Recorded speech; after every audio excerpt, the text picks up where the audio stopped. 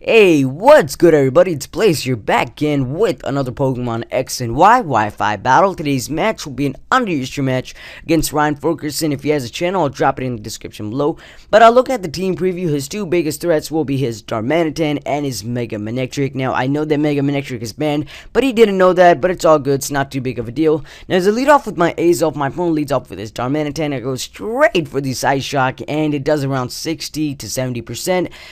And I'm barely able to live his U-turn. Now, the fact that he brings out his Spiritomb means that he knows that my Azelf is Choice Scarf, which means that his Darmanitan is also Choice Scarf, which is probably why he lit off with it. But now I'm going to bring out my special defensive wall, my Rotom Wash, and as my opponent's Spiritomb goes for a Dark Pulse, I will be able to eat it up. Now, I go for the Thunder Wave, completely forgetting about this Manectric, and that is going to cost me a little as he does get the Lightning Rod boost, and now he can just Mega Evolve. Now, I believe I go for an Overheat here, not too sure. Let's see what happens.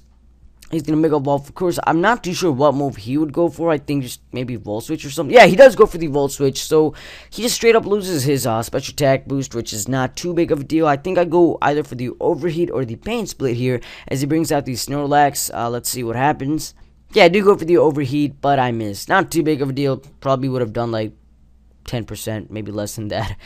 But I'm going to Volt Switch out here into my Crobat, as I believe Snorlax goes for a Body Slam. And that Body Slam actually does a decent amount of damage. It's, I believe, a 2-hit KO.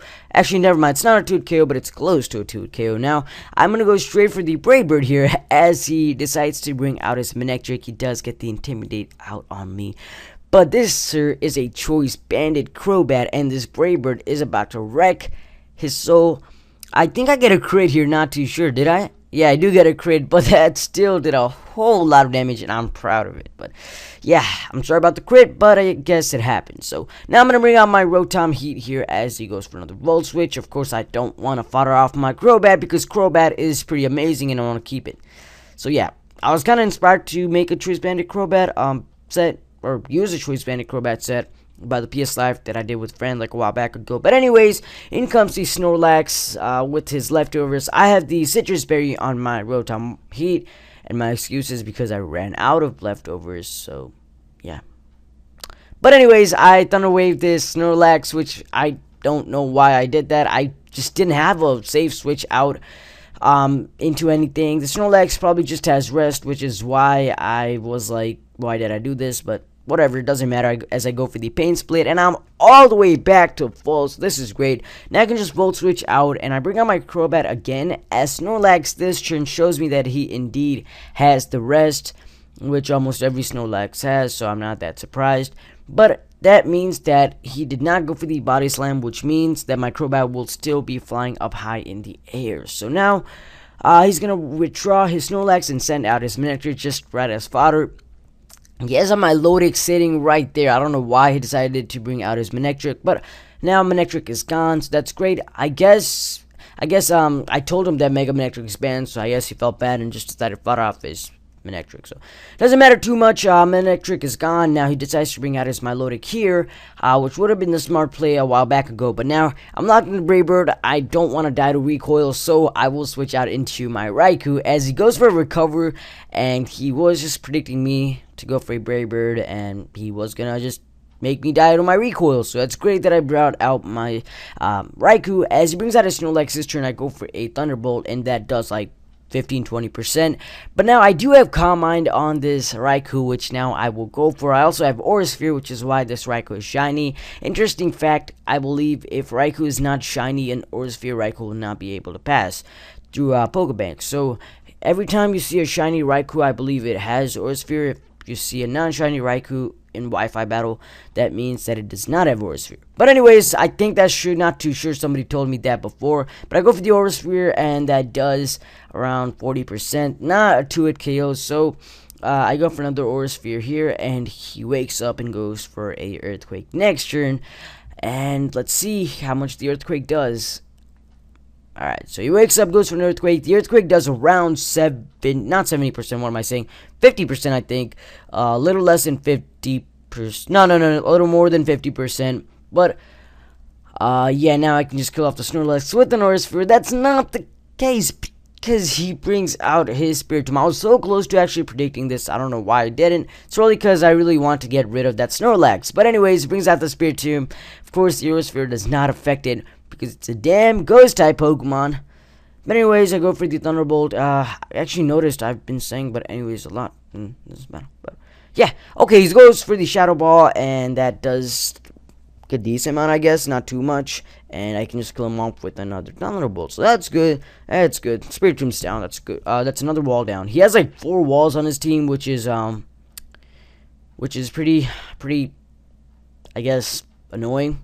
You could say he has a Go-Goat, Milotic, Spiritomb, and Snorlax. I guess Go-Goat is more of a tank than a wall, but whatever. He brings out his Go-Goat. I decide to stay in now. I think I should have switched out because he has a Milotic, but I just want to stay in anyways. I go for the Aerosphere, does around 50%, and he can just kill me off with nice and strong Earthquake. So Raikou is down, but Raikou did rip many holes on my opponent's team, so that's great.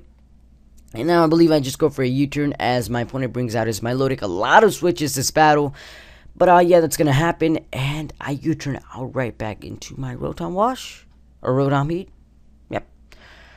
So now I can just, oh no, never mind, I bring out my Azelf here. Yeah, I forgot. Yeah, I bring out an Azelf here. That was actually a big mistake. You'll see why. I go for a Thunderbolt on this Milotic. Why did I do that? He's just gonna bring out a Snorlax, eat this Thunderbolt up, and just rest.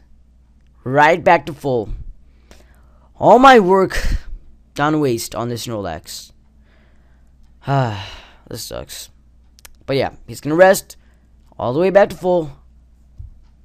Yeah, this is sad. I was pretty mad when I saw this happening. I was like, why did I do this? I should have just went for a Side Shock or at least a U-turn. But I bring out my Absol, go for the Psycho Cut as I do Mega Evolve. Psycho Cut does like 30% to this Milotic. That's good, I guess. I do not have Swords Dance on it, and even if I did, I wouldn't want to stay in against this Milotic because he does have a chance to burn me. And he also has Dragon Tail, so I'm going to bring out my Rotom here as he goes for a Scald. Does a decent amount, not too much, not too little.